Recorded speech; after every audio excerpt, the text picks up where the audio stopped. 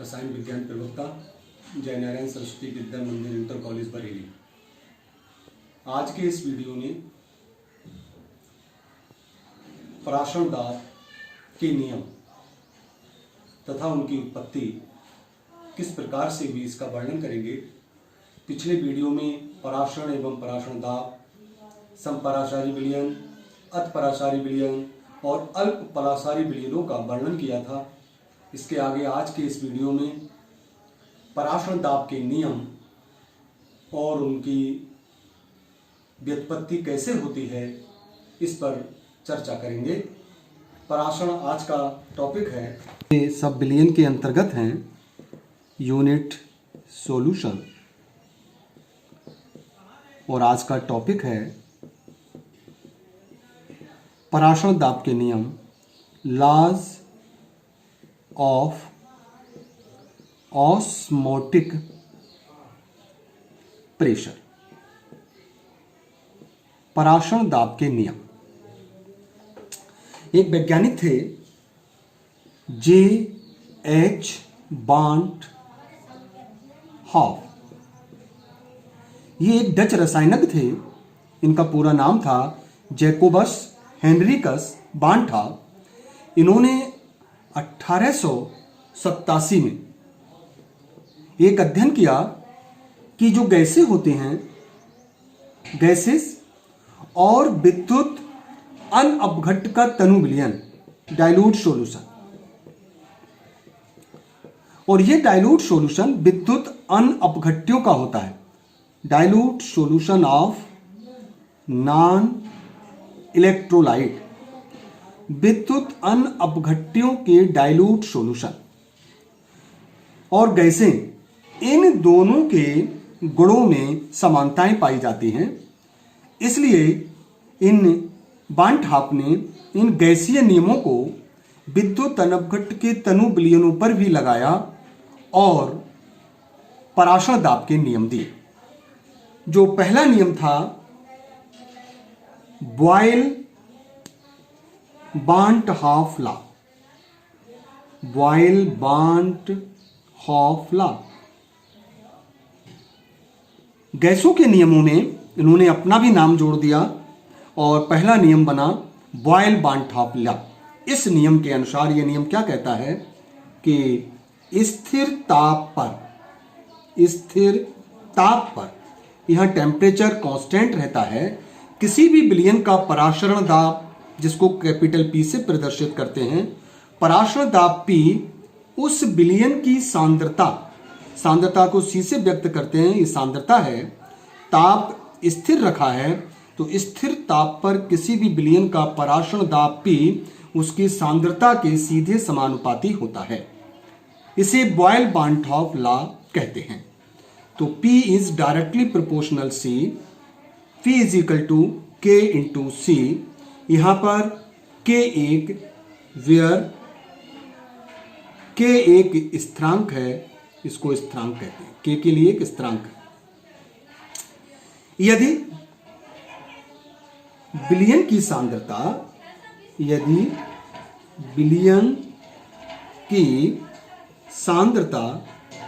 ये जो कि C है, यदि विलयन की सांद्रता C 1 मोल प्रति, यदि विलयन की सांद्रता C 1 मोल प्रति बी लीटर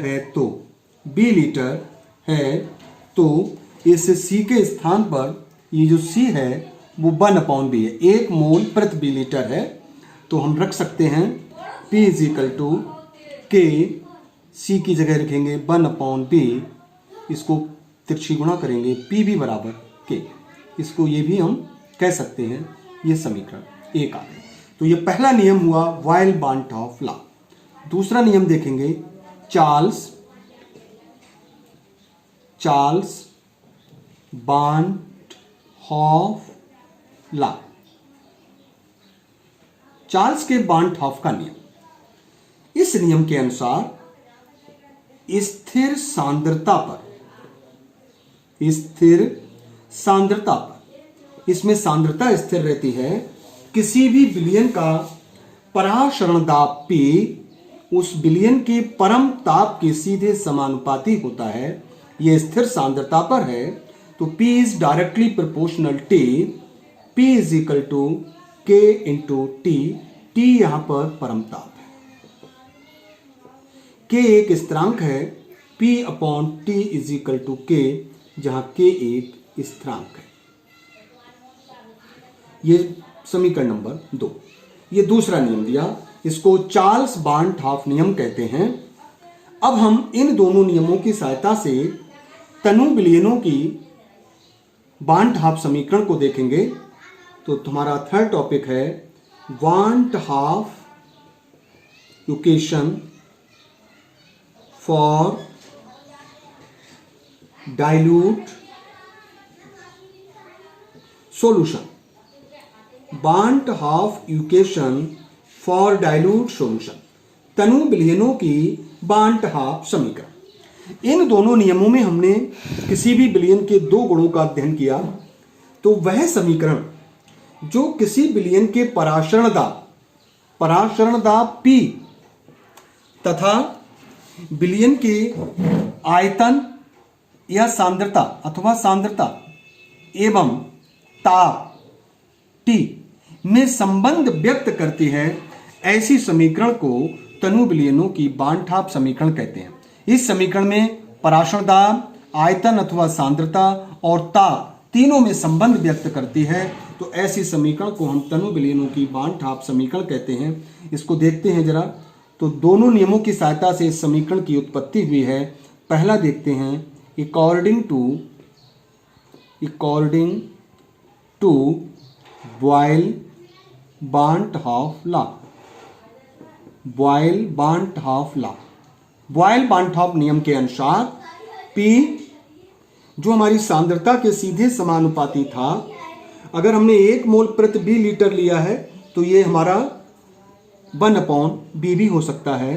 तो P इज, ये पराशरण दाब P सांद्रता C के सीधे समानुपाती होता है और उस विलयन के आयतन के व्युत्क्रमानुपाती होता है। ये समीकरण 1 है। इसी प्रकार दूसरा नियम लेंगे, according to Charles बार्नहाफ law. Charles बार्नहाफ नियम के अनुसार ये जो बॉयल बार्नहाफ लिया था, ये हमारा स्थिर ताप पर था, स्थिर ताप पर, और ये है P is directly proportional T। ये T परम ताप है, इक्वेशन ये 2 रहेगी, और यहां पर स्थिर सांद्रता, इसमें सांद्रता स्थिर रहती है, स्थिर सांद्रता पर। समीकरण 1 और 2 से अब इन दोनों को जोड़ सकते हैं। समीकरण 1 एवं 2 को मिलाने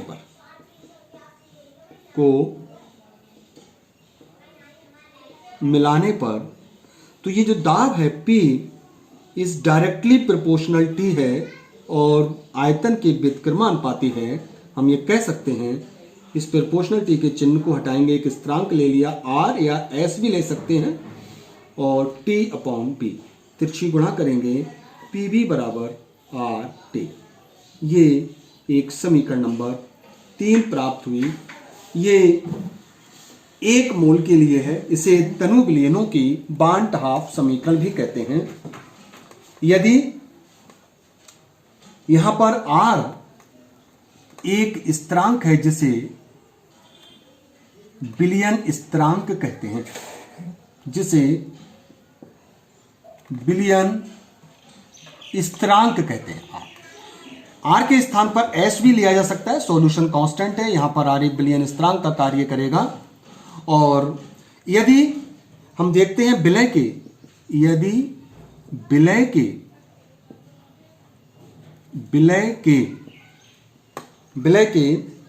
B लीटर में, यदि बिलियन के, यहां पर बिलियन रहेगा, यदि बिलियन के B लीटर में विलय के स्मॉल n मोल उपस्थित हैं, तो तो ये समीकरण क्या होगी, तो PV बराबर NRT। ये हमारी समीकरण नंबर 4 आ गई। ये है विलय के n मोलों के लिए, विलय के n मोलों के लिए ये समीकरण आई हमारी। और ये जो समीकरण PV बराबर RT है, ये विलय के 1 मोल के लिए है, विलय के 1 मोल के लिए। ये समीकरण नंबर 4, इसे तनु विलयनों की बांध ठाप समीकरण कहते हैं। अब यहां पर ये जो n है, ये है विलय के मोलों की संख्या। ये n का मान होता है विलय का भार, विलय का भार बटे विलय का अणुभार, विलय का अणुभार। विलय के भार को स्मॉल w कहते हैं, अणुभार को स्मॉल m कहते हैं। तो n के स्थान पर हम लिख सकते हैं PV बराबर small w upon m RT। तो इस समीकरण की सहायता से किसी भी अवाष्पशील विद्युत अनवघट पदार्थ के पराशरण दाब या उसके अणुभार की गणना की जा सकती है। इस समीकरण की सहायता से हम गणना कर सकते हैं। इस समीकरण में जो R है, इसका संख्यात्मक मान जो प्रयुक्त करते हैं, जो कि विलयन स्थिरांक है, वो है 0.0821 लीटर वायुमंडल प्रति डिग्री प्रति मोल। अगर हमको आयतन दाब वायुमंडल में दिया है, तब हम इसका ये मान लगाएंगे। और अगर दाब हमारा जूल में दिया है, तो ये दूसरा मान भी लगता है। दाब जूल में दिया है 8.314, इतने जूल प्रति केल्विन प्रति मोल। ये मान भी हम लगा सकते हैं, जूल प्रति केल्विन प्रति मोल। और अगर वायुमंडल में दिया है, तो आप मार का मान लगेगा 0.0821 लीटर वायुमंडल प्रति डिग्री प्रति मोल, जूल प्रति केल्विन प्रति मोल। इस प्रकार इन दोनों मानों को हम यहाँ पर रख सकते हैं इस समीकरण में, और दिए गए ताप पर हम इसकी गणना कर सकते हैं। इस वीडियो में हम लोगों ने पराशरण दाब के नियम और तनु विलयनों की बांध ठाप समीकरण को देखा। इस पर आधारित जो अंकित प्रश्न हैं, जो कि काफी महत्वपूर्ण हैं, वो आप इसके अगले वीडियो में देख सकें। धन्यवाद।